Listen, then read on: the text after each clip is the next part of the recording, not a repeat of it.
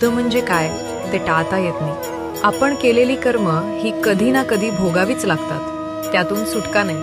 म्हणूनच असं झालं नसतं तर बरं झालं असतं, असं केलं असतं तर आयुष्य बदललं असतं. हे सगळं विसरून जा, कारण जे झालं ते तसंच होणार होतं. ते आपल्या पूर्वीच्या कर्मफळाचाच परिणाम असतं.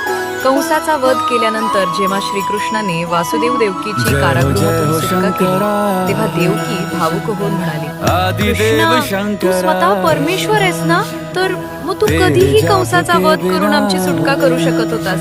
मग 14 वर्ष आमचं दुःख का वाढवलंस? यावर श्रीकृष्ण हसून म्हणाले, माते, गेल्या जन्मी तू मला 14 वर्ष वनवासात का पाठवलं होतंस? मी तुला वनवासात कधी पाठवलं? हे काय बोलतोयस?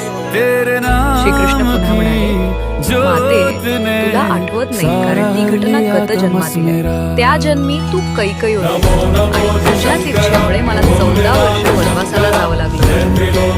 हे ऐकून देवकी अंतर्संग झाली आणि म्हणाली, अरे, जर मी कैकयी होते तर त्या जन्मी कौसल्या कोण होती?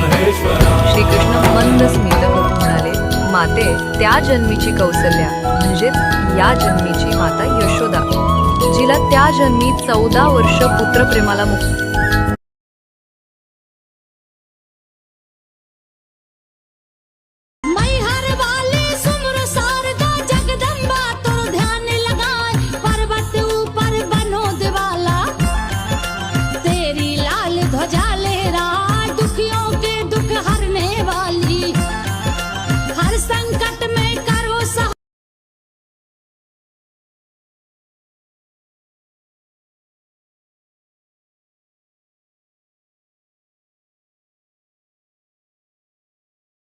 नया सवेरा नई किरण के साथ, कि नया सवेरा नई किरण के साथ, नया दिन एक प्यारी सी मुस्कान के साथ।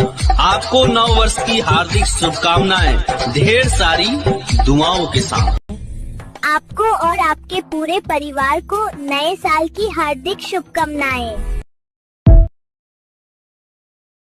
आपको और आपके पूरे परिवार को मेरी तरफ से नए साल की हार्दिक शुभकामनाएं।